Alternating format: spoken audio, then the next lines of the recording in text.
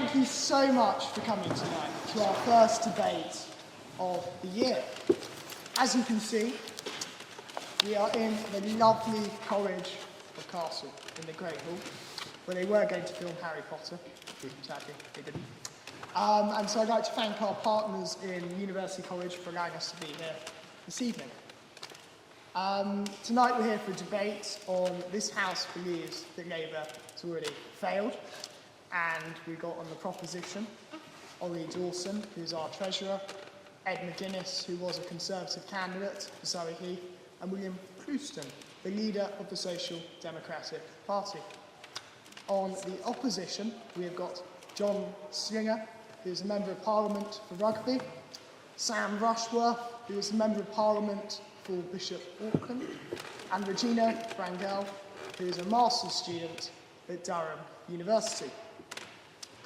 In the tradition of this House, may I propose that we take the minutes of the last meeting as read.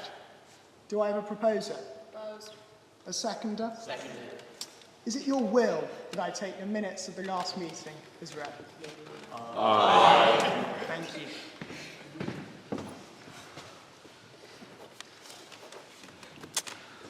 Well, let's debate. You don't want to hear from me. May I invite the first speaker from the proposition to speak?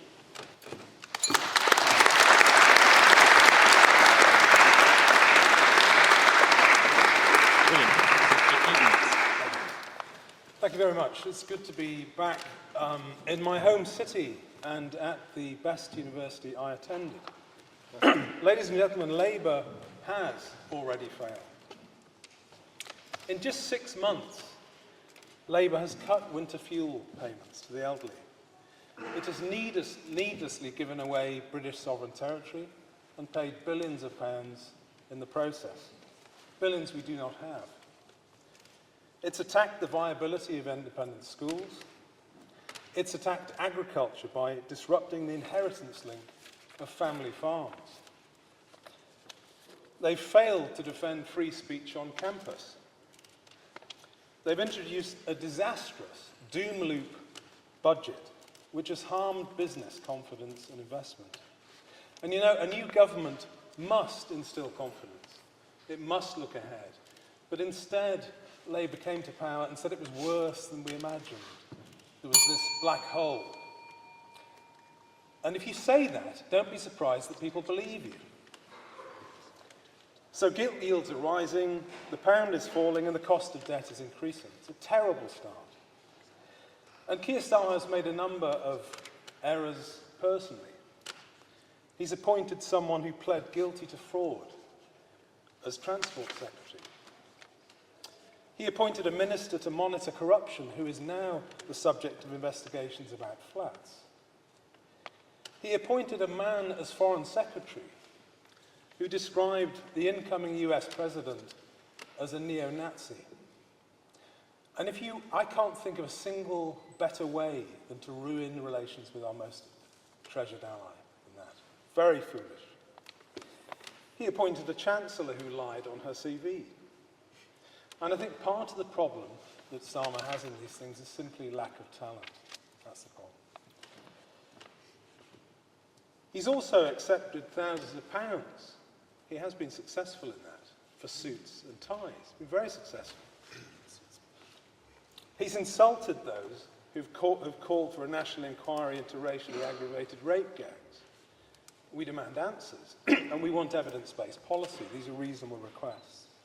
So I'm 60 later on this year. This has been a disastrous start. I can't think of any previous government that's made a poorer start than this. National polls now show a simple majority of the public think Labour is incompetent and dishonest. That's the worst combination of all. So that's the general background. And I want to be fair, so I want to look at particular areas of policy to see if there's any redeeming features in Labour's start. I want to look at trade, housing and immigration. First, trade. Our country is getting poorer and poorer. The heart of the problem is the UK's deindustrialisation. We've gutted our industry. And that's led to massive trade deficits. And the basic equation of international trade explains why imports have to be paid, either by exporting something or by selling something you've already made or by taking on debt. And if you continually run these huge trade deficits, you will just get poorer. At the end of the year, you will own less and you will owe more. That is what's happening. Now, and actually, by the way, for the economists, there will be economists here, this is not a theory. I'm just counting. This is just maths. But Labour has no idea how to deal with this. In fact, they don't even talk about it. It's not on the agenda. The trade deficit is not on the agenda. I'll give you 2 examples. Joe Biden very sensibly has a 100% tariff on Chinese EVs. Very sensibly. He probably cares about Detroit. He might want to keep his car industry. Very sensible. We have nothing. Absolutely nothing. And the worst thing is, I don't know what the Labour Party's policy is. And I don't think they know what their policy is on this either. That's the problem. Another thing on trade, energy. Over half of our trade deficit is made up of energy imports. Disastrous. And yet the Labour Party prevaricates on expanding the Rosebank oil field in Shetland. Don't prevaricate. Get on with it. We might have a chance of correcting this terrible trade deficit. Housing. Can I ask, can you put up your hands if you want to own a house one day? Yeah. The ones who didn't, I don't know, I can't really explain it. Most people put their hands up. Labour has big plans, it says, on housing. And it wants to build 1.5 million homes during this parliamentary term. But it will fail. I know it will fail. I know a little bit about housing. It has no chance of achieving this whatsoever. It won't happen. And the reason they don't understand why it won't happen is they don't understand what the problem is. The housing crisis that you face, your generation faces, has 2 proximate effects. The first cause is that we've destroyed state sector capacity in house building. We don't build any houses now as a state, very few. The state used to outbuild the private sector. Now the government's attitudes, red and blue, is just get the private sector to do it. And it won't and it can't. You've got to reinvigorate state sector capacity. And the other problem is that mass immigration, whatever you want to do on housing, half of it is going to be taken up by new migrants, which is crazy. Unless you can count, this is a factor, and it's almost never talked about. The OBR predict that net migration over the government's term will be 1.7 million. This implies the need for housing of around 750,000, just for the migration. Angela Rayner's plans imply a jump in house building capacity of something like 80%. It isn't there. They're not training any brickies or chippies or plasterers. We can't suddenly click your fingers and get this built. It won't happen. And I think it's a little bit like children playing at shops when you listen to them. I'm quite depressed about it. And the sad thing is, if you can't reinvigorate state sector capacity in house building with a Labour government with a 170 majority, I don't know when you'll ever do it. I honestly don't know when it could happen, if it doesn't happen now. The Labour Party has no ambition to do it. Terrible. Immigration, finally. The addiction to mass immigration continues. I think if the Labour Party was really part of the left, they would understand that mass immigration and open labour markets has 2 consequences for British workers. First, it depresses wages. Second, it discourages training. Who would bother training anyone if you don't have to? But to finally finish, and by the way, they won't solve the channel migrant crisis either. Smashing the gangs is just as slow, and it's not going to do anything. I'd like to finish on a very broad point. Liberals of various kinds have governed most of the West for the last 40 years, and that's changing. The result? Gutted industry, inequality, weak borders, and insecurity. We should move on from this, but we're fettered, unluckily, with a government that is on the wrong side of history. There is a post-liberal realignment happening all over the world, but it won't happen here for 4 years, and that's a real pity. So finally, for the sake of, ladies and gentlemen, for the sake of the country, I wish it weren't so, but it's evident that Labour is already failing. Thank you.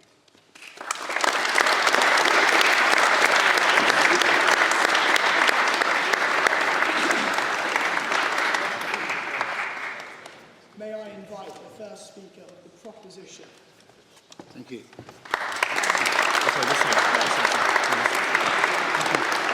Well, Thank you, Mr. Chair, and thank you, ladies and gentlemen. It's a pleasure to be back in this wonderful hall, at this wonderful university, and in this wonderful college that I had the privilege of attending many years ago. I'm going to argue not only that the Labour Party that I'm proud to be part of, the Labour government that I'm proud to be part of, has not already failed, but has in fact achieved remarkable successes in its very short period of office so far. Of course, definitions are subjective, but I would argue that most British citizens have seen more positive changes under this government's short tenure than in the last 14 years of the Conservative government. The notion that this government has already failed after these 6 months in office is premature and, dare I say it, preposterous. Failure would be a definition that I would give to the Conservatives, who left us with high inflation, low wages, low productivity, levelling down, a nation declining on the world stage. Since 2010, 5 PMs, 7 chancellors, 16 housing ministers, chaos, ineptitude and arrogance. Evaluating a government's success requires a comprehensive view of its long-term and short-term achievements. With an inheritance as bad as the one the Labour government had, we have had to put in place long-term plans, and this has meant not chasing short-term popularity. It's meant a laser focus on economic stability as the foundation of growth. And frankly, to argue, as others have, that we've already failed after 6 months is rather like deciding that a band's album isn't any good after listening to one song. You just can't do it. You can obviously understand their intent, their style, their direction, but you cannot decide on success or failure. So change won't happen overnight, but progress is being made and many more people are better off. Just take the economy that my opponent referred to. Ruling out austerity automatically benefits large swathes of the population. New fiscal rules to make sure that we won't do crazy things with our economy like Liz Truss did. On transport, renationalising the railways so that customers come first. On buses, £1 billion more for our buses. Local control through local democratically elected representatives so that we can choose the right routes and better fares for people, capped at £3 until the end of 25. Housing, 1.5 million new homes, and Angela Rayner, who grew up in a council flat, absolutely dedicated to the mission to build those homes and social and affordable homes. On the environment, actually punishing water companies when they pollute our rivers and seas and lakes, finally after the 14 years of chaos and mess. A British energy bill that will deliver secure homegrown energy. On education, 6,500 more teachers, a new curriculum review. On the NHS, I personally voted for £25.6 billion over this year and next to get that waiting list down. On defence, spending to rise by £3 billion. Providing affordable transport isn't a failure. Minimum wage increases are not a failure. Free breakfast clubs in schools are not a failure. A child poverty task force, not a failure. Ending no-fault evictions. Homes for UK Armed Force veterans. Ending exploitative zero-hour contracts. A new deal for working people. These are not failures. And if it's your definition of failure, then I believe that you're a cynic, or worse. While Labour is fixing the foundations to deliver the change that the British people want, the opposition are all over the place. And the contrast couldn't be clearer. They are flirting with populism, or indeed they may even be populists, something that I mentioned in the House of Commons a couple of weeks ago, given what ridiculous behaviour we have seen recently. Do our policies really show that the government is not succeeding? By what metric? I don't believe that they are. I really do not believe that they are. Quite the reverse. While the media and the right talk this government down, in fact, we're getting on with changing our country for the better in the interests of ordinary people. And in fact, my opponent talks about the economy. The IMF today raised its forecast for growth in 2025. We will be, according to the IMF, the third strongest country in the G7 next year, and indeed, we will be the third strongest GDP growth in the G7. Yes. Did it not, in 2024, downgrade UK growth from 1.1% to 0.9%? Which is actually a flatlining of the economy, which is what we've seen for 14 years. We're now talking about growth. But thank you for the intervention. In conclusion, we should examine, I would argue, friends, the motives of people who are talking Britain down with all this talk of failure. They profess to love the UK, to represent the ordinary man or woman or hard-working family. They want to encourage a narrative of failure, to prevent the thing that they, and perhaps Conservatives and definitely populists, fear most of all. They fear most of all that progress breaks out.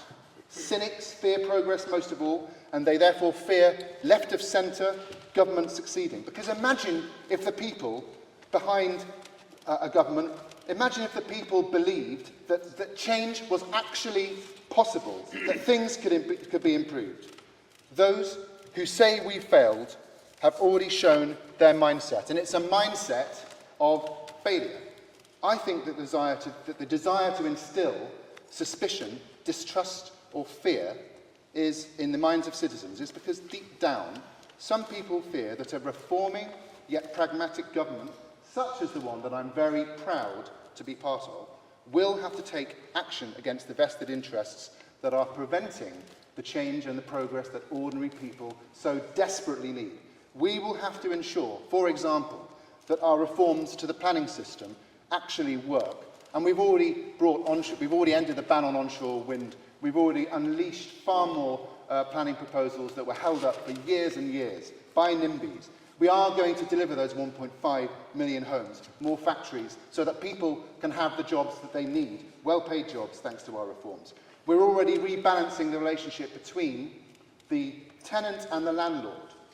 We are taking on vested interests, and that's perhaps why people are calling our relatively minor changes that we've made in the last 6 months failure.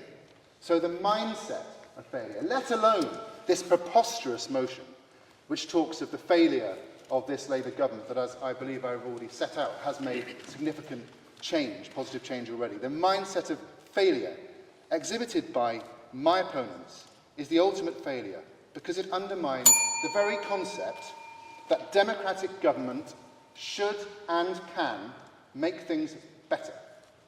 Now, perhaps in a landscape such as that we inherited in 2024, littered as it was by the evidence of failure, which cynically perhaps appeals to those who seek to divide, who seek to perpetuate vested interests, who can afford the price of failure to achieve progress in this country. I, in contrast, choose progress, and we on this side choose progress, hard as it is to achieve. But only democratic progress can truly defeat a mindset of failure. Ladies and gentlemen, the Labour government certainly has not failed by any metric whatsoever. We are getting to work to fix the broken economy. We're putting in £100 billion of investment into our economy. There will be an industrial strategy. We haven't failed. We've already started to succeed. But you will be the judge of that in a few years' time. Thank you very much.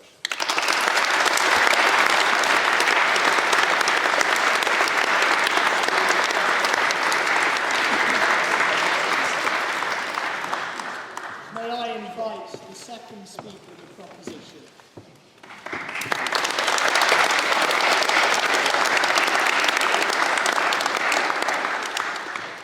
Mr. President, leadership team and assembled guests, it's an honour to speak to you tonight asserting that the Labour government has failed, but I must begin with a confession, for this is not my first time in Durham. For 16 years ago, my face pressed up against the misty windows of a diesel electric train. I trundled in to the train station you're all familiar with when I was looking at what university I wanted to go to. Young and free, my friend and I, we sampled the delights of this city. And what lingers in my memory, I hear calling from the floor. Was it our pilgrimage to the Venerable Bede, or as I heard him called recently, Venny Bede? No, it was not. Was it seeing the vibrant colleges from Hadfield to Trevelyan or Castle? No, alas, it was not. Of course, it was our trip to Clouston nightclub.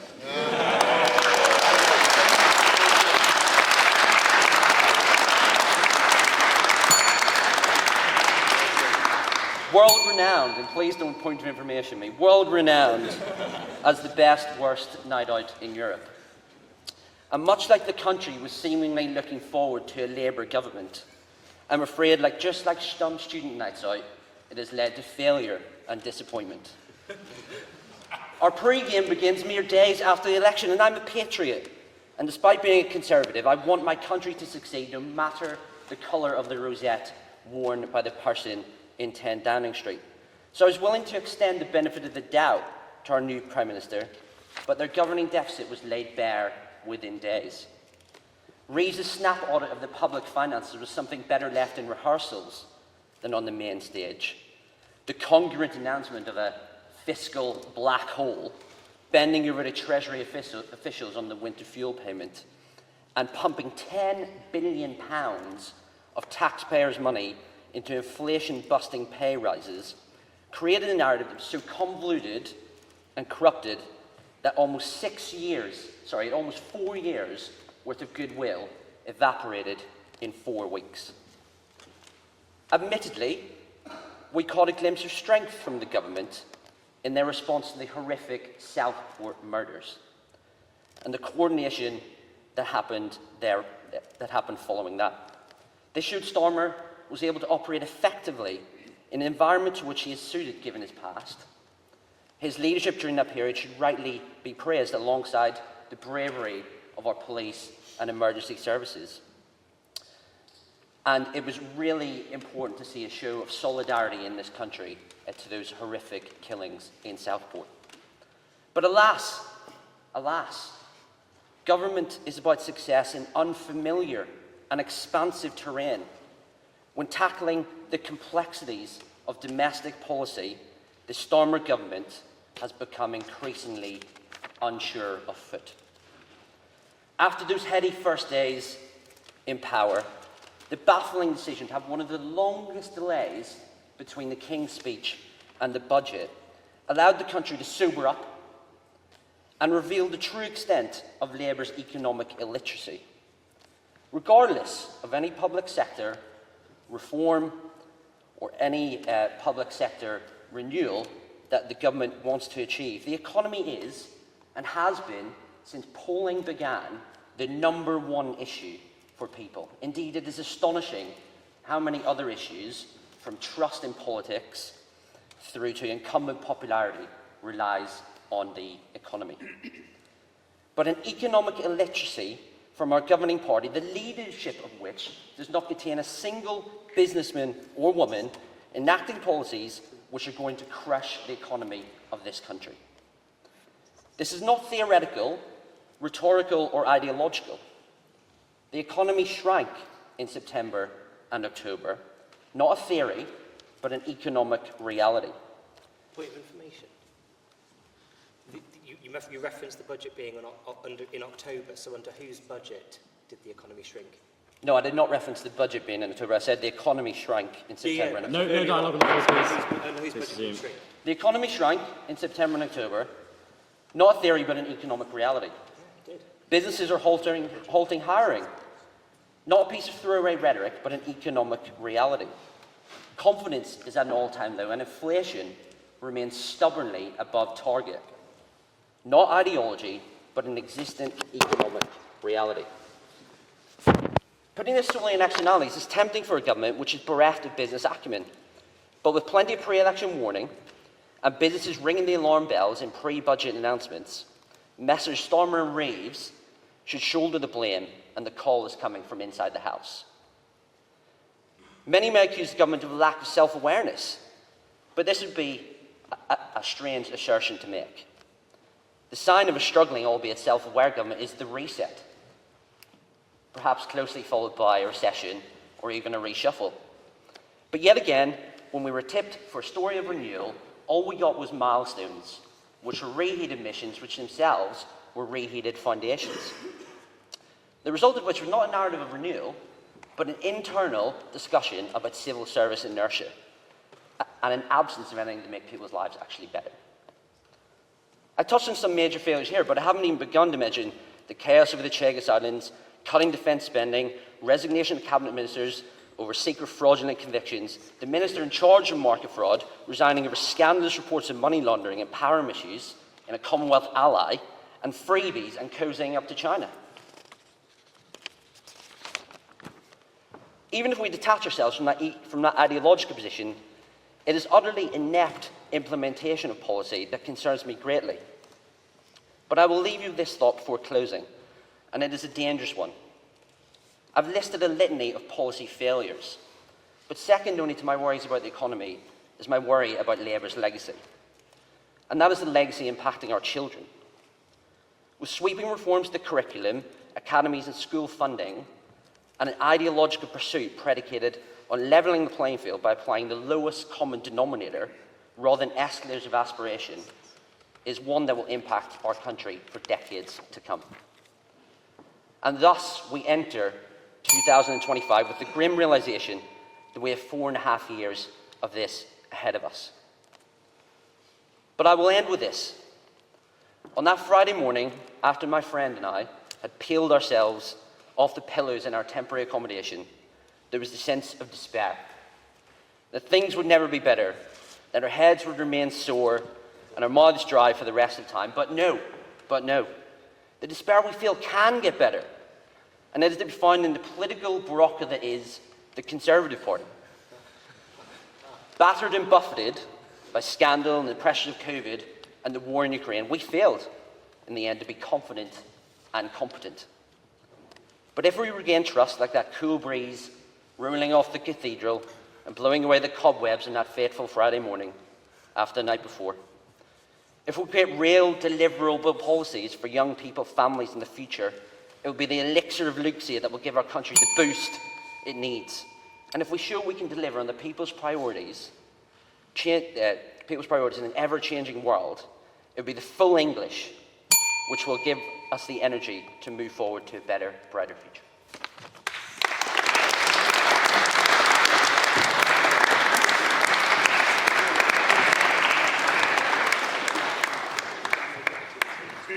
Could I now invite the second speaker for the opposition? Okay.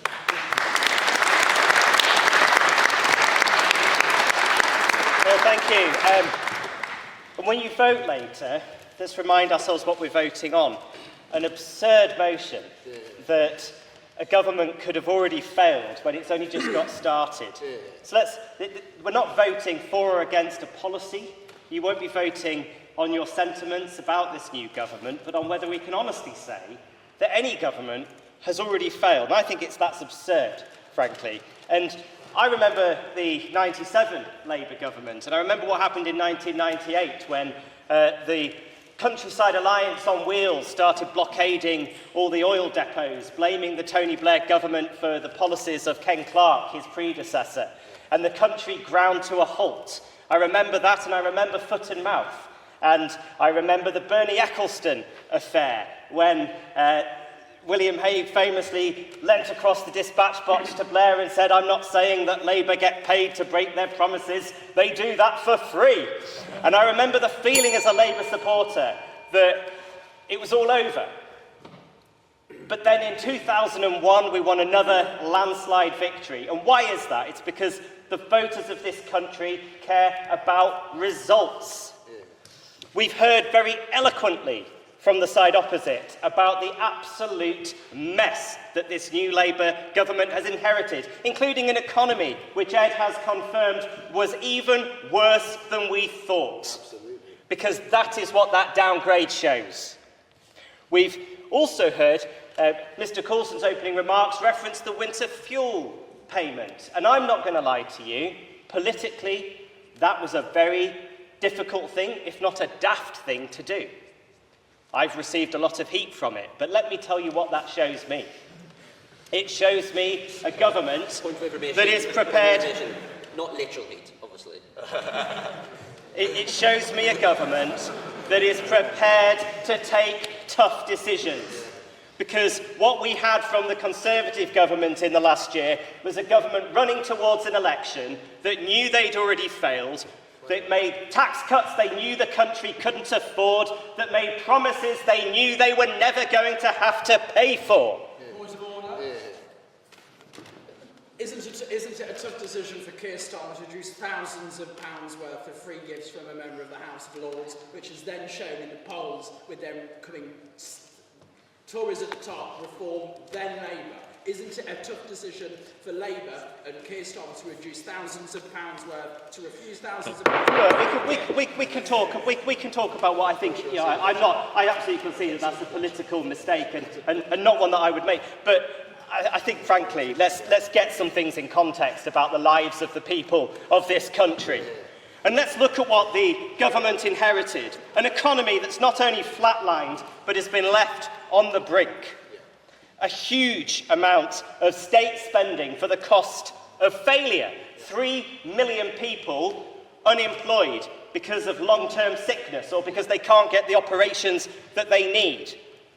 Asylum seekers in hotels because the government legislated themselves into a corner where they could neither return them nor process their claims. And a chronic skills shortage that puts all of our country at risk. A skills shortage in the NHS, a skills shortage in house building. So there is no doubt, and I agree with them, that this government has inherited an absolute mess. But it is because this government is prepared to take the hard decisions that I have confidence that we can turn things around. And we have an opposition that's unwilling, frankly, to face up not only to why they lost the election, but to the sorts of changes that our country needs. They want all of the benefits of the recent budget, but they don't want to have to pay for them. They want investment in schools, but they don't want to have to put VAT on private school fees. They want investment in the NHS, but they don't want an increase in national insurance contributions. Point of information. Do you think the policy to charge independent schools VAT will yield any benefit, any actual yield for the... Well, I think all of the evidence that's been modelled shows that it will. And certainly we know that consistently, despite private school fees increasing 50% in the last decade, it hasn't dented the number of young people going to them. So I think we can see the information there. So what we see is an opposition that cannot face up to where they've gone wrong, and not only that, that are cozying up to the populism of the far right, rather than understanding that elections are to be won on the centre ground. And let's actually look at where this new government has got us so far. Because I'm not going to lie, you can't change things overnight. Let's look at the economy. The truth is, the IMF, only today, and you can Google this, has come out and upgraded our growth predictions for the next year. 1.6% for 2025, 1.5% for 2026, making the UK the fastest growing major European economy. What do we also... And let's put that in context, by the way. Given that Rachel Reeves still wants to introduce more cuts to government spending and that we still have lower levels of investment than certain sub-Saharan African countries, how can you say that our economic forecasts are improving? Because evidently the growth forecast has been revised up. And look, cuts to government spending is precisely because we need to reassure the markets that we're not going to do what the previous government did, which is to make lots of promises to people, knowing that they were going to be out of office and never have to pay the invoices that were coming in. And we've been left with that mess to clear up, and that's what we're doing, and you have to be fiscally responsible. But the changes to the planning laws, the Sovereign Wealth Fund, the investment that this government is putting into skills, that is going to drive the growth that we need, and that is what the IMF has said. 4.3% growth in the last 16 years. And isn't this the truth of the record of the previous government? That if the economy had grown at the same rate under the Conservatives as it did under the previous Labour government, it would be £150 billion bigger today. NHS waiting lists. You'll have all seen the graphs showing NHS waiting lists coming down under the new Labour government, going back up again under the Conservative government. Well, guess what? They've already turned the corner. And waiting lists for routine operations are already coming back down again. And where will we be 4 years from now? We will have a health service that will be fit for the future. We will have people getting the operations that they need. We will have the family doctor back. And why? Because, yes, we had to take tough and unpopular decisions now to do the right things in the health service. Small boats is another one. Oh, they don't like it, but their Rwanda plan failed. Reassigning 300 civil servants onto a sensible returns policy, and we've seen the biggest deportation flights in years taking off. We've seen the first shoots of progress in getting to grips with a failed asylum system. And I sat in a select committee meeting only this week where we heard from the civil servants that the cost of asylum hotels is coming down. And because it's coming down, that money, which comes from the UK aid budget, is now going into international development aid this year. That means that girls around the world will now get to go to school, that people will be given vaccines because we have reduced the bill on asylum hotels. And finally, Britain in the world. They could not have done more to trash our international reputation. But whenever we go around the world now and government ministers go around the world, what do we hear? People say, Britain is back. And that is, my friends, is what the public is going to see. Change that you can feel. Change you can feel in the pocket. And that, my friends, is why this government hasn't only failed, it has only just begun.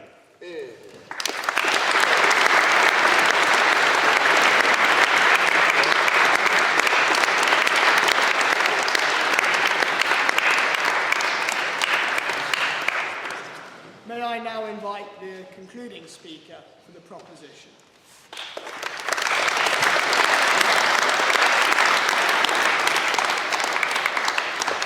Thank you. Thanks to you, everyone, for coming this evening. Thank you, Mr. President. Thank you, Mr. Secretary. I should preface this by saying that we did invite the Prime Minister to join us tonight. Unfortunately, he couldn't make it. I'm told he's waiting for the right menu, apparently. It's not a real event unless there's beer and curry involved, but you know. Public service is a privilege, and your government should treat every single person in this country with respect. If you voted Labour yesterday, we will carry that responsibility of your trust as we rebuild our country. But whether you voted Labour or not, in fact, especially if you didn't, I say to you directly, my government will serve you. Politics can be a force for good. We will show that.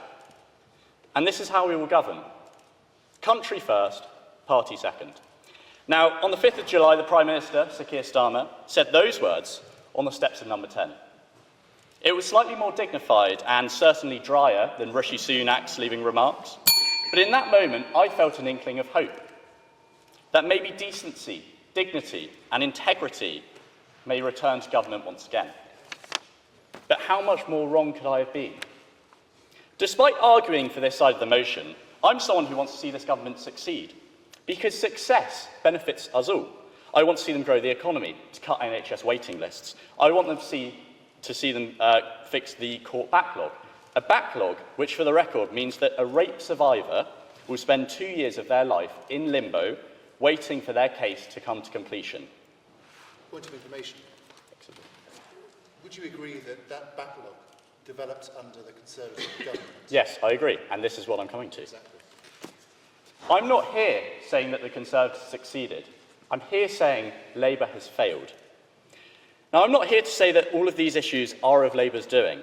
Indeed, the last government does have much to answer for.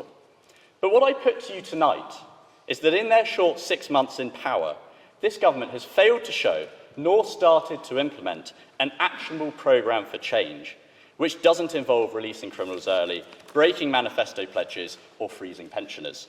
They have not started to fix the foundations, as Keir Starmer said in the Garden of Downing Street. And they continue to do what many before them have done, play politics with people's lives and disregard the upheaval that this country so desperately needs. From hundreds of thousands from Lord Alley to the Transport Secretary being told to go in just a few months, and from the government's own anti-corruption czar being embroiled in a corruption scandal to Sue Gray, resigning almost instantly. The minister that you're referring to wasn't the anti-corruption czar. The minister.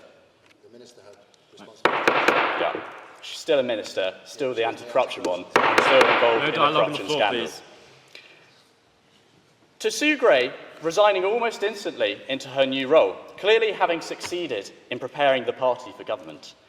A family farming tax, VAT on private schools, 22% pay rises, gilts at their highest since the financial crisis, paying Mauritius for the privilege of taking our own territory off our own hands.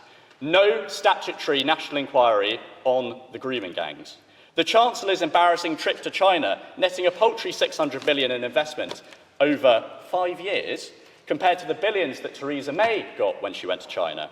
Talk of compensation for former members of the IRA, spectacularly U-turning a U-turn on the Higher Education Freedom of Speech Act, but crucially with no tort mechanism, rendering it toothless, and a group of 20 Labour councillors resigning due to the direction the party's being taken in. But yeah, it's going great. There even seems to be an effort to undo what is arguably the most important reform in the last decade, the education changes brought under the Lib Dem Conservative coalition. The Education Secretary's proposed bill will limit the independence of academies, depress the number of teachers able to be hired, and foster a culture of educational stagnation and of lost potential. But above all of this policy incompetence, there's still an odorous stench of sleaze. The lawyer acting on behalf of Mauritius on the Chagos Islands dispute has been friends with the Prime Minister for 20 years. Indeed, when the PM ran to be Labour leader in 2020, Mr Sands KC worked in his phone bank to call Labour members and urge them to vote for his friend. To compound this, the current Attorney General, Lord Hermer KC, defended his right to have represented the former Sinn Féin leader, Gerry Adams, in separate damage claims, but refused to say how much Mr Adams paid him for the case. It was £30,000. He refuses to say whether he is currently involved in the government's current compensation decision. So just to recap, if anyone missed it, the PM is negotiating against one of his longtime pals to give away UK territory, and another one of his pals, who previously represented Gerry Adams, is refusing to say whether he's currently involved in the decision to compensate people who would allegedly include Mr Gerry Adams. I mean, come on. And this government is the government of service, of bringing back decency to politics. The Labour Party promised a government of high moral standards, yet the reek of cronyism grows ever more pungent by the day. In the past 6 months, Labour has squandered the goodwill of the nation, displayed a staggering lack of competence, and demonstrated that their rhetoric of renewal and reform was nothing more than hollow words. But my biggest charge is that the party's commitment to keeping Number 10 solely as a media entertainment machine, satisfying the daily whims of the lobby, opposed to meaningful system change. Now, a brilliant new paper called Foundations, which they hadn't heard of, by the way, recently took Westminster by storm, unveiling bold infrastructure and reforms and transformative change to address the UK's deep-rooted structural challenges. But how much of this substance around planning reform, around energy infrastructure, around attracting private investment will actually make its way into green papers, into white papers, and into bills? Point of information. Would my friend here accept that the International Investment Conference generated £66 billion of inward investment into our economy? I don't think that was new money, and even if it... Of course it's new money. I think that was started under the last government.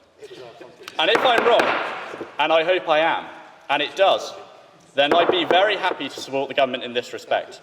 But based on their track record, I remain sceptical. Just yesterday, a similarly exciting proposal called Looking for Growth presents another opportunity for Labour to embrace bold reform.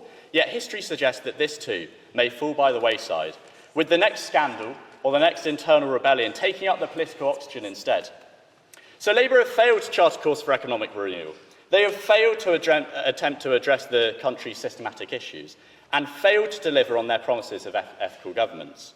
So, ladies and gentlemen, this country needed bold leadership, a government willing to take those risks and make difficult decisions in the national interest. Instead, we have a government paralysed by indecision, riddled by scandals and devoid of ambition.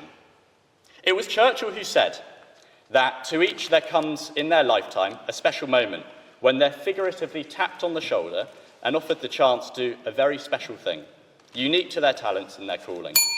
What a tragedy if in that moment they find themselves unprepared or unqualified for that which could have been their finest hour. The UK faces an inflection point. Do we continue on a course of managed decline? Do we resign ourselves to the politics of gossip and superficial matters? Or do we look to create system change, one defined by innovation and aspiration, where things actually get built, where innovations actually occur? I would say no. Thank you.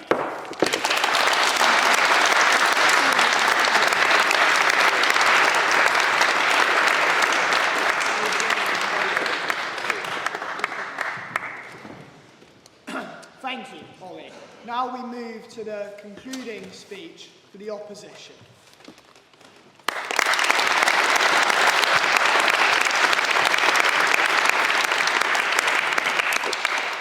Thank you, Mr. President. Ladies and gentlemen, it is a privilege to be here tonight to close a case for the opposition. Admittedly, it is a tough one. It is a tough exercise that I was tricked into by my good friend, Dawson. He said that I was a good speaker, and of course, I ate this up. And now I will try to convince you that I actually learned something in my undergraduate degree. And you're making my job easier, Ollie, because you just gave us a rundown of Daily Express news. To all of those of you who may wonder, what could this dolled-up Mexican girl tell us about our own politics? You're right. I may not be an expert in British politics, but I have the benefit of looking at the issue from a distance, which has provided me with a critical eye to outline my argument. So first, let's go through the actual exercise of breaking down the motion, which none of the previous speakers has done. For an incumbent political party, to fail is to underdeliver on its promises. Labour has been in office for 6 months, so it is not possible to assert, as of tonight, that it has already failed. The opposition will say it has failed. Conservatives will complain about taxes, justifiably. The Greens will say that the Green Prosperity Plan is not ambitious / woke enough to pursue sustainable development. Reform UK will say that they have failed by the simple fact that you have me here lecturing you about your own politics. But let's forget about partisan divisions for a second and agree with Edmund Burke, who in 1774 said to the electors in Bristol that Parliament is a deliberative assembly of one nation with one interest, that of the whole. Democratically elected officials represent their constituents and their country, not just of those who voted for them. No. Therefore, we must look at the most salient issues that worried Britons ahead of the general election. According to the Ipsos Index of May 2024, the most salient issues were the NHS, first, inflation and the economy second, immigration and housing third. For the sake of time, I will provide you with an analysis of the economic and social policies, specifically the NHS policies Labour has implemented, and I'll dodge immigration for obvious reasons. Now, in the next few minutes, I will explain how Labour's policies follow a slow, careful, and well-considered approach to regulation while minimizing expenditure. This points towards a long-term plan that will have positive effects on the economy and ultimately the public services. And yes, only time will tell if they're able to achieve their goals. To understand Labour's economic policy, we have to understand the context in which they're operating. After 14 years of Tory government, the UK was left with sluggish growth, high inflation, significant public debt, and underfunded public services. Granted, they experienced exogenous difficulties such as the 2015 economic crisis, the whirlwind of Brexit, the rise of Reform UK, and COVID-19. But its promises backfired, directly affecting the livelihood of Britons. Oppositions do not win elections. Governments lose them. Labour is in office tonight due to widespread dissatisfaction with austerity policies, mismanagement of public services, and economic inequality. It was until the 22nd of July that Labour set out its policies in the King's Speech. Christine Farquharson, an economist for the Institute of Fiscal Studies, explained that Labour's fiscal and economic bills were grouped into three main themes. First, processes and governance. Second, boosting the economy. And third, improving the livelihoods of Britons. And I'm going to break them down for you. The first group of reform aims to improve corporate governance and stabilize the economy to encourage investor confidence. This can be seen through the Audit Reform Bill and the Bank Recapitalisation Bill. The first aims to improve corporate governance by enhancing transparency and accountability, thus increasing investor confidence.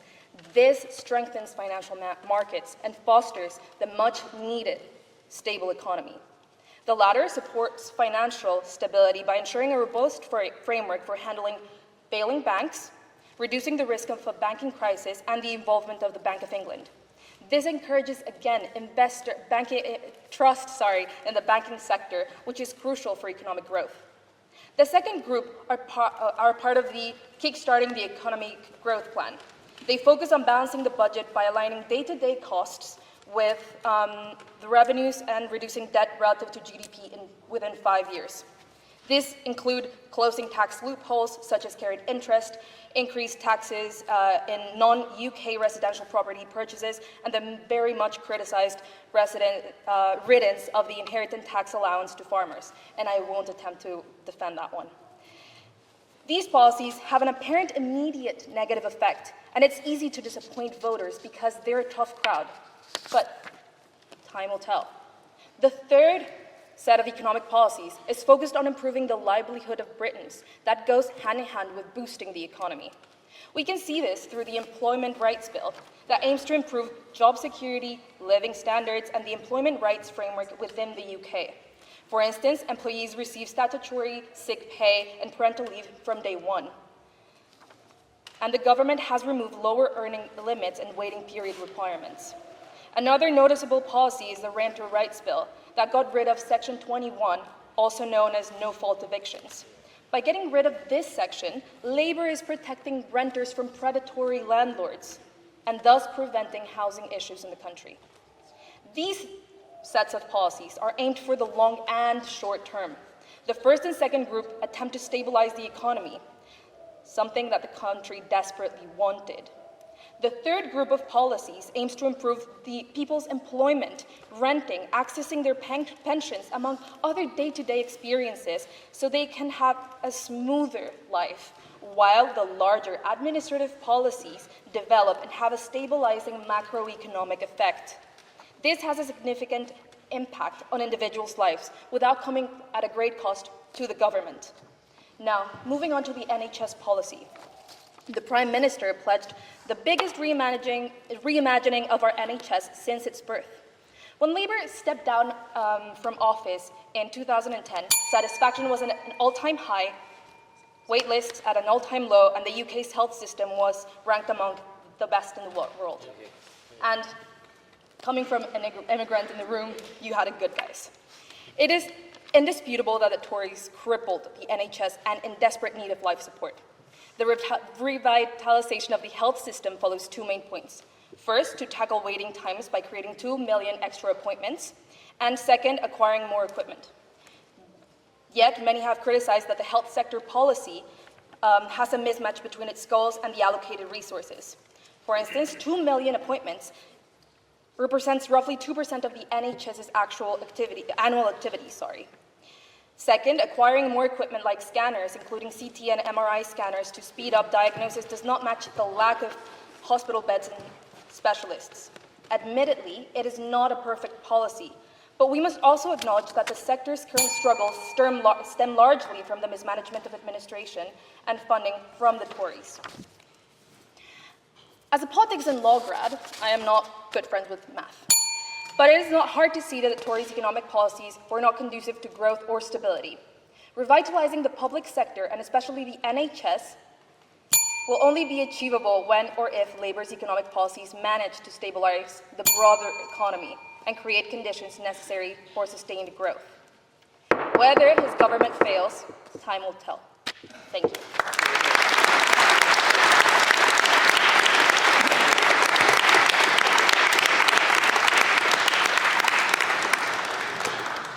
Well, thank you very much, Regina. Now we move to floor speeches. So if you want to speak for or against the motion, please raise your hand. I'll select you or I won't select you. But if I do select you, please state your name and college. The lady on the front bench. Thank you, Mr. President. I'm speaking for the opposition. Members of the House, those of you who know me are probably wondering why I'm standing here tonight, eager to defend Labour in front of you. Well, whilst my political stance is probably best described as anything but left-wing, I fundamentally do not believe that Labour has already failed. This is a grave mischaracterisation of what constitutes failure and oversight of niche success. Tonight we have heard from the proposition about a plethora of so-called scandals, but what they fail to acknowledge is that these scandals are less an indicator of failure than a raging success, at least in terms of keeping the nation thoroughly entertained, that is. In the depressing era of cost of living crises and outlandish energy bills, the British public need nothing more than a real-life political soap opera to keep us amused. Policy U-turns are labelled as indecision and lies, but no, honourable members, this is not inconsistency. It's an array of plot twists, and plot twists are what keep the audience coming back for more. It's the very reason we're here tonight debating this motion. The motion we're debating tonight is broad, and success via entertainment is one thing the Labour government certainly has achieved. Leadership struggles and flip-flopping have also been raised by the proposition. But let's not pretend that the Conservative Party is a paragon of efficiency. Leadership crises, potentially more suitably referred to as parliamentary speed dating competitions, seem to be their hobby. Now, let us not forget the very idea of this motion. The proposition has attempted to convince you that Labour has already failed, as though they've had endless time to fix a country in which, as some of you may remember Lord Bird saying last night, the system is already broken. Labour hasn't failed, they've barely had time to warm up. Failure is not determined in just over 6 months, but in the long term. Failure can only be measured against outcomes, and the final test is the next general election. To claim at this early stage that the failure of the Labour government wholly overlooks the dynamism of the political process, a pessimistic representation of our ever-shortening attention spans, simultaneously ignoring the deep-rooted issues the UK faces. I hope I have shown that a more accurate characterisation of the Labour government is that of relatability. Labour struggles reflect nothing more than the chaotic imperfection yet beauty of the British political life itself. Just like all of us in the Durham Union Society and Labour's political predecessors, Labour itself is bursting with ambition. It may be prone to a few blunders, like us all, yet it is always ready for a comeback. Whether the comeback shall succeed is another matter, but only time will tell. It is only in 5 years' time that the proposition will have any case to make. Until then, I shall urge you to reject this motion. Succeeding in bringing politics to life and giving us the gift of humour, honourable members, Labour has not already failed. Thank you.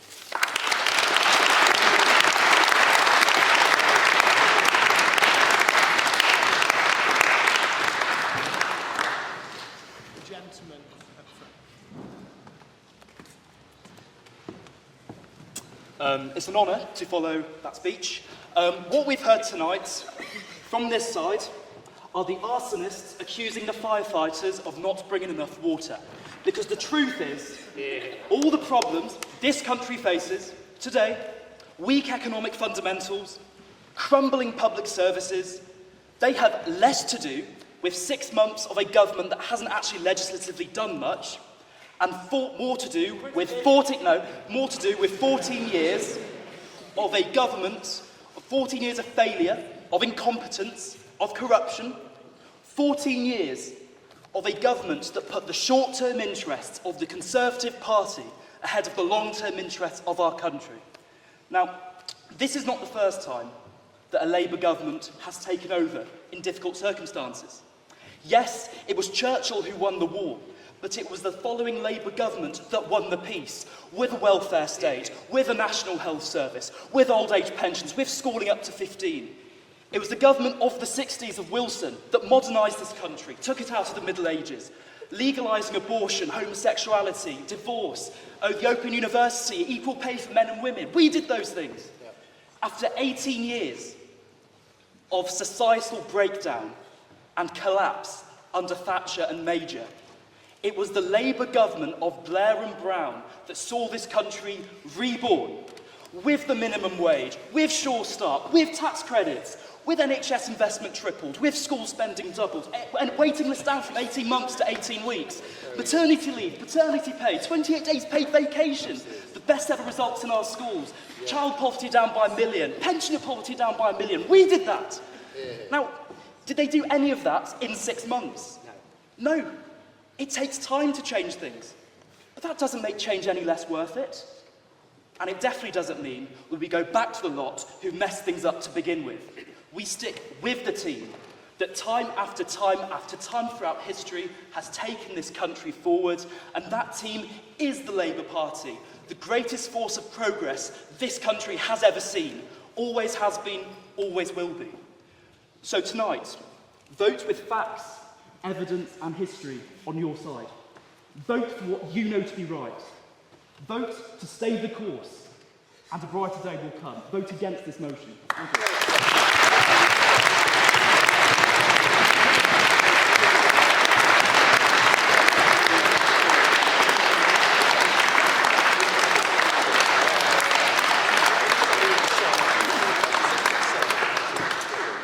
Well, Robbie, thank you for that passionate do we have any speakers who want to speak for the proposition? The hand at the very back. Can't see your face.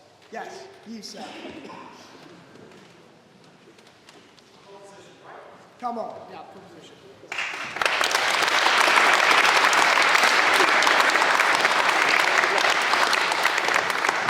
Name and college, please. Matthias Lochran, South College.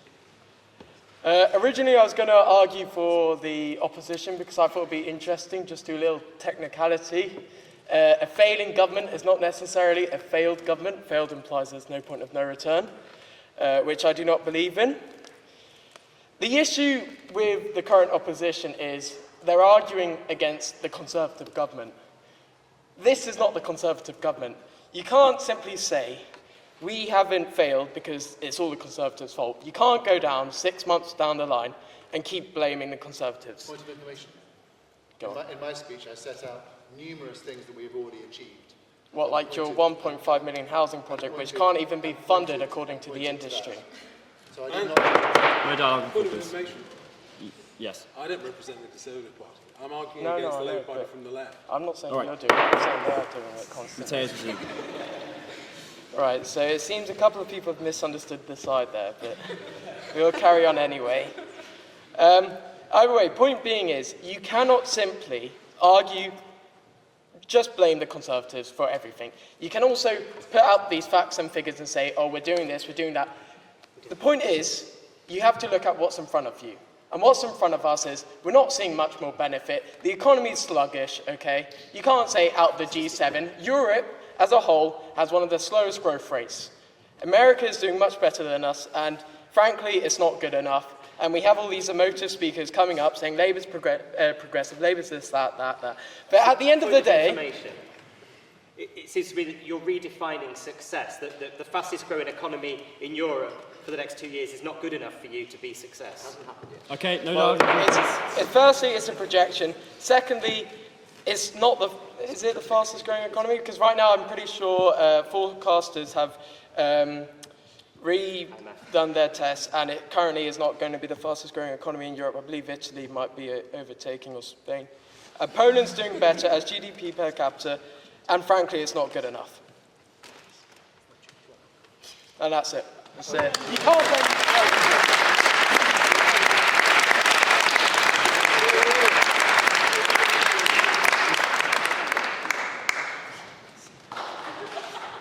Anyone from this side of the house? The hand at the very back. Was the hand which went up? Yes, you, sir.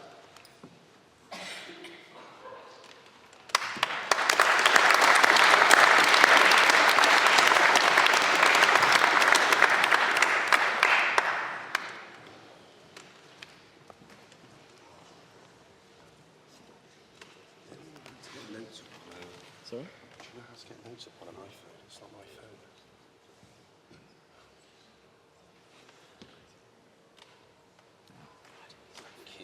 Right, what's your name and college? Will, South College. In this debate, the opposition have chosen to focus on how unpopular Starmer is. Over half the country, I think they said, think he's incompetent or untrustworthy, as if that's some valid benchmark of success. Tony Blair was popular and Tony Blair was trusted. I don't think I'd see a Conservative candidate speaking particularly well in favour of him. But I think, even if we use popularity, 6 months are not enough to make strong conclusions. That Trudeau Lois was in third place. She was 27 points behind the popular third party of her day, the SDP. I'm sure some members of the proposition are quite nostalgic for those times. By 1983, she'd won the largest Conservative majority in post-war history. That is an achievement. And why? Because she took the tough decisions that government had spent decades avoiding. And initially, she paid the price. By-election defeats, internal plotting, and it wasn't even totally unfair. Inflation, the crisis she was elected to solve, had shot up to 25%, despite promising tax cuts. She'd raised them, despite promising to modernise the economy. It was in recession. She had, as far as anyone could see at the time, and I'm sure the society was around in the 80s, I've no doubt there was a similar debate then about whether our first female Prime Minister had been so unsuccessful. Her reforms, as far as we could see at the time, had failed. She hadn't communicated them in a way that allowed her to maintain public support over that period. She was broadly considered quite unsuccessful. Now, she's seen by some, and I stress some, there are a lot of Labour supporters here tonight, as one of our greatest leaders. And I don't know if Starmer will ever be put in that same category. I'm doubtful. I can sense the room's not agreeing with me on it, but there's potential. There's potential. I think we can see in his early decisions he might. He's willing to make the short-term sacrifices needed for a decade of national renewal. There are those that doubt his strategy, but 14 years of chasing poll numbers has broken Britain. It's given us a national debt we can barely afford, taxes at record highs, an NHS in crisis, record housing prices, and a society tearing itself apart over the question of immigration. His first tough choice was to cut winter fuel payments, and it's a popular policy. I mean, who doesn't want £303 every year? My grandparents loved it. But it went towards a holiday. Benefits need to go to people who actually need it. Equally, I'm sure if you've got a field next to your home which you want the dogs in or your kids playing, no one wants to see it turned into a huge housing estate or a wind farm. And I'm sure if you run a business, forking out thousands in national insurance payments hurts. But if we want to lift 1 in 4 children who live in poverty out of it, we can't give away benefits to the middle class. If you want homes of our own, to raise families of our own, estates have to be built. If you want to lead the green energy revolution, so must onshore wind. And if businesses want well-educated and healthy workforces to recruit from, they have to pay for it. We must always sacrifice for progress, and that's the first test of government. When people call for U-turns or to delay, I'll have to skip the last bit. Right. Go back and tell us.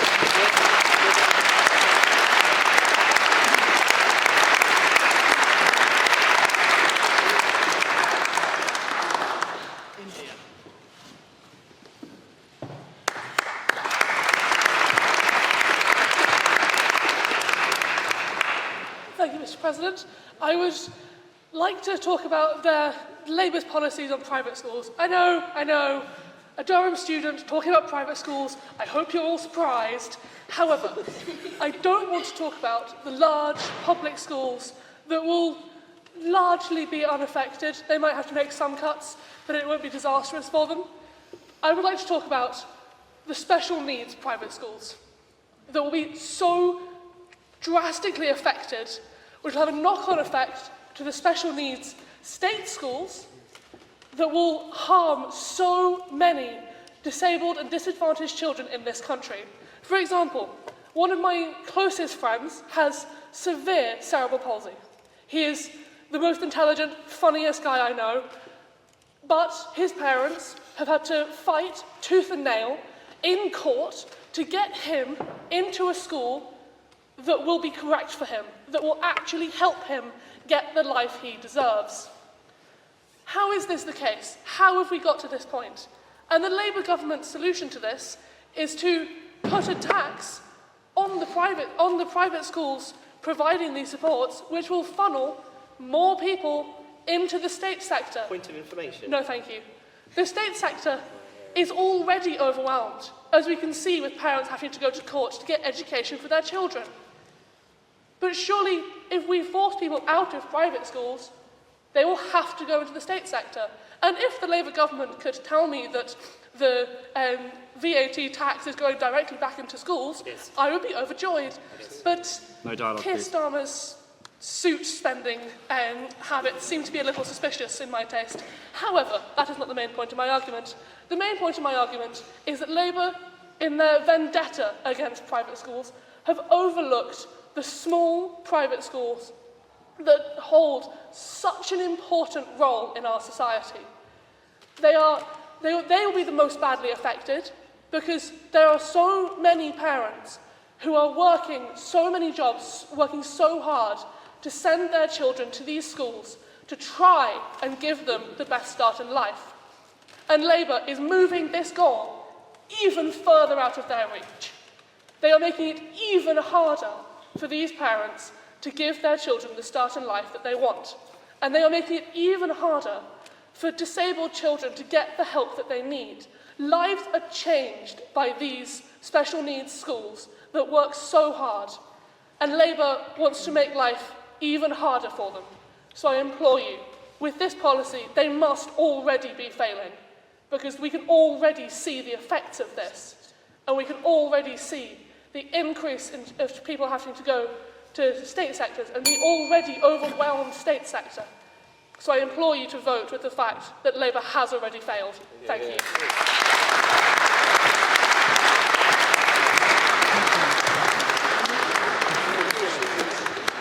Well, I'm afraid I've been told we've got to move to questions now. Have we got any questions for the proposition or the opposition? The gentleman. Fergus Wilson, Hillbeard. The proposition has asserted that the small levels of sleaze in the Labour Party is one of the reasons that it has already failed.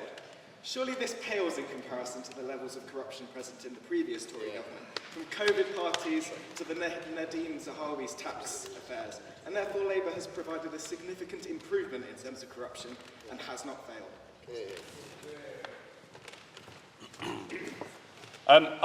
Thank you for the question. I think the metric by which you're measuring that is completely nonsensical.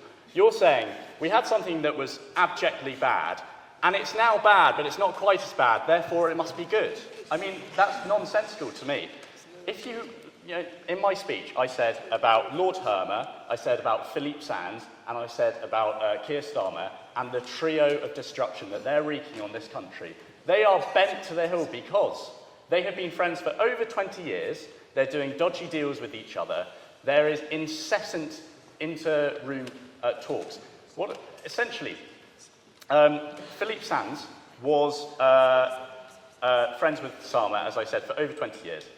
Hermer was brought in as the current Attorney General because he was friends with Starmer. Sands is doing the Chagos Islands deal. Hermer is doing the Jerry Adams deal. And they were both friends with Starmer from the start. But just because the last government was dodgy and this government is not quite as dodgy is not telling of anything. That's not the metric you should be.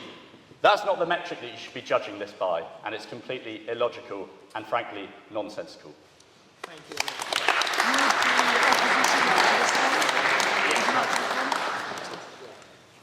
Yeah, what a load of rubbish. We've got one minister who was found by parliamentary standards, by the way, not to have been corrupt. So let's just get the record straight on that. We've got a minister who rightly resigned because of a crime committed years ago that was confessed to at the time. Point of information. Did Keir Starmer know about that? And the yes.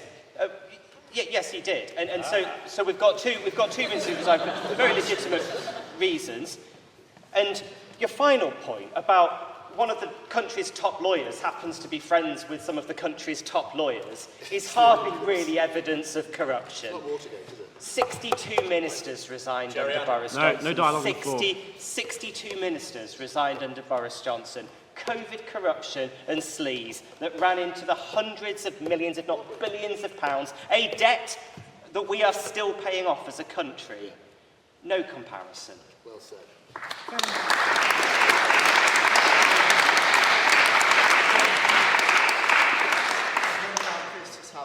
Now, we've heard the proposition talk about the Chagos Islands deal, but we've not heard the opposition talk about it. So I want to ask the opposition, do you defend the Chagos Island deals and giving the Chagos Islands to a China ally for over decades will accumulate to billions? Do you think that was a good deal for Britain?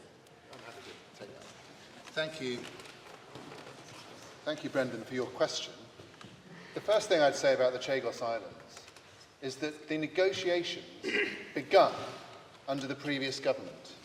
It's yet another example of how the previous government dodged the difficult decisions, quite deliberately, because it knew that it had to negotiate about that base. It's this Labour government that has actually gripped the issue, negotiated in good faith with all of the relevant parties, and is taking forward a deal and an arrangement that will guarantee that airbase remains an airbase that we can use and that the Americans can use. And I was in the House of Commons chamber, hearing Conservatives and Reform members of Parliament chuntering away, trying to proclaim that they are somehow the greatest patriots of all time. Utter nonsense. The idea that this government doesn't care about the national security of this country, the idea that we don't care about the transatlantic alliance, something I personally care about, and have even held debates in this hall to try and reinforce, is an absolute joke. This is what responsible governments have to do. It's what we've done. We protected the base, and indeed the deal isn't even enacted yet. And it started under the last government. So let's not have any dissembling about this issue.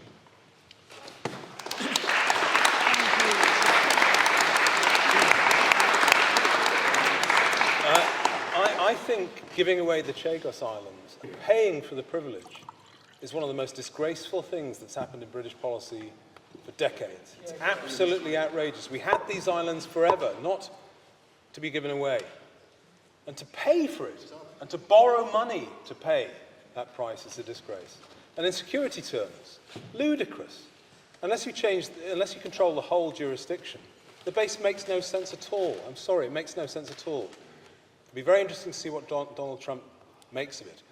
I talk about causes a lot. What is the cause of this mindset? That you have a territory for over 200 years and you give it to a state which is comparatively new, which has no basis for a claim. What is the mindset of this?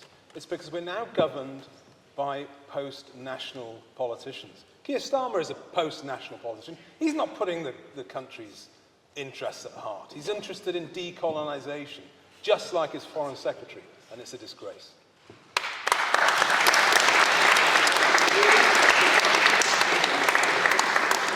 Any further questions? The gentleman at the front. Oliver Fitzgerald, College of St. Hilda, St. Bean.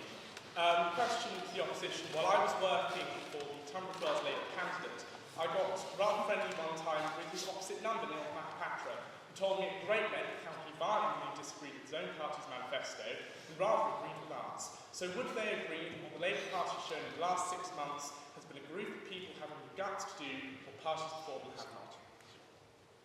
Is that a question? It was quite clearly phrased as a question. Yes. Thank you very much. Absolutely. Would the proposition like to respond? I would like to say something more as well. My friend here is absolutely right. We could locally in my own area, I could have won a bigger majority than I did win by dissembling. I'm not going to say another word. I could have just made promises that were completely detached from reality. I didn't do that. I still won. Similarly, the Labour Party put forward a manifesto that was very clear. Economic stability, national security at its core. We put that manifesto in front of the British people. We promised that we weren't going to increase taxes on ordinary people. We have not done so. We inherited an absolutely atrocious £22 billion black hole, and we've had to take the tough decisions to get our economy growing again, building a better country. It'll take a long time. We have started to make progress. We put that manifesto before the British people, and we won that election. And so, yes, I agree entirely with you.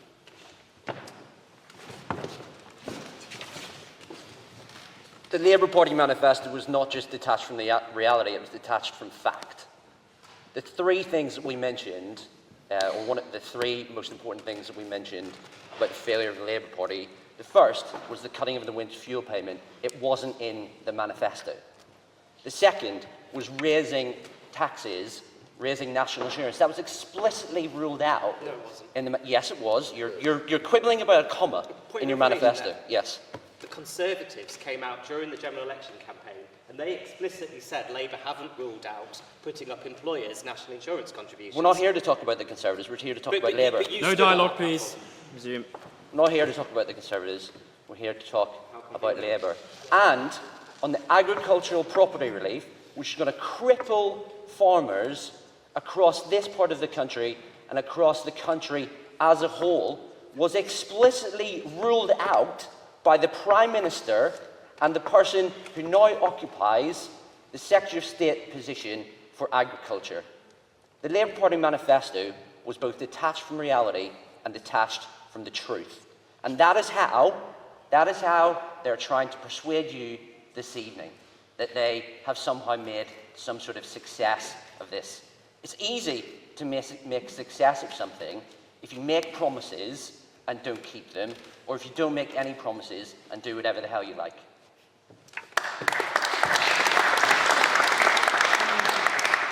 We've got time for one final question.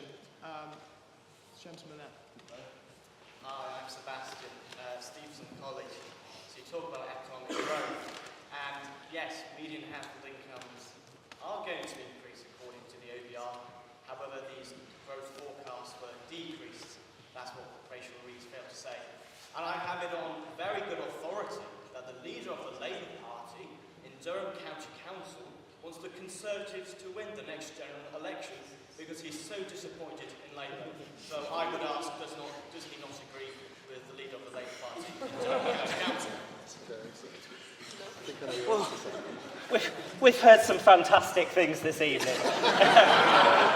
I happen to know Carl Marshall very well, and I can tell you now we're going to be fighting to win. If he's ever expressed that view, it could be because he knows what an atrocious state the current administration have left the finances in, and that whoever takes over, it's going to be very difficult. With regards to OBR growth forecasts, what the OBR actually said was that had they had the truth when they set their previous forecast, had they had the truth, they said it would have made a material difference. That's what the OBR said. So it's a downgrade from a false assumption that they had because they didn't know about the 22 billion. You can shake your head, but it's on the record. There's a letter from the head of the OBR that said that. But the key point about growth, actually, is that the IMF today have upgraded our growth forecast. And the thing to know about growth, and this is where this debate really has been silly, is that when you're trying to get growth, there's a lot of things you've got to do. And one of the things that's not baked into any of those forecasts are all the changes to planning laws, the impact of increasing skills in the country, the way that we're saving money and using money more effectively. So I think it's a bit nonsense. It's like sticking a cake in the oven and checking it after a minute when you open the oven door and going, that cake hasn't baked. Well, of course it hasn't. Well said.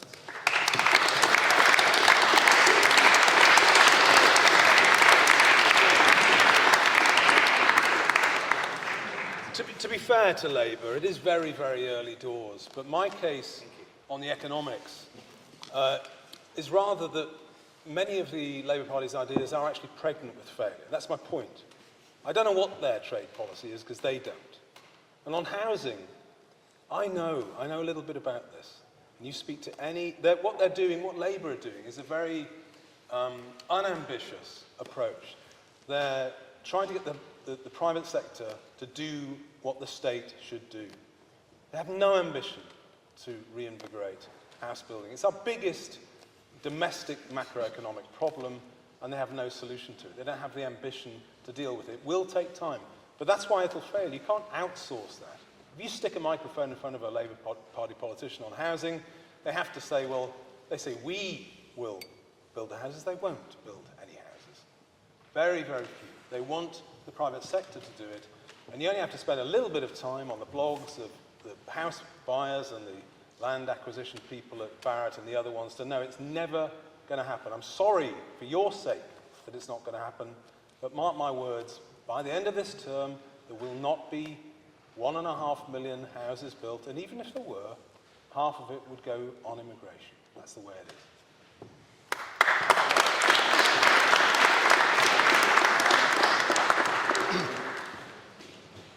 Very briefly on the point about housing. I just pose this question to you. Who do you think is more committed to providing affordable and social homes for the people, including many people in this room, who are young, who aspire to rent an affordable home or own an affordable home in their own lives after you graduate from this amazing university?